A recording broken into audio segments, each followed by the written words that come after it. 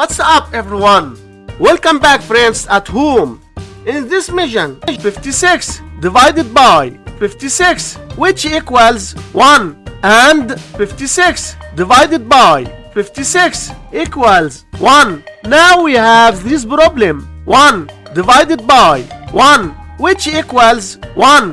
But this answer is not correct because according to the order of operations we must do this division, then this division, and at last this division. So we have first this division, 56 divided by 56 equals 1. So we have 1 divided by 56 divided by 56, and we can write this part as 1 over 56 divided by 56. So we must keep the first fraction 1 over 56 and change division to multiplication times, then flip the second fraction 1 over 56 which equals 1 over 3136, and this is our final answer for this problem. Thanks for watching.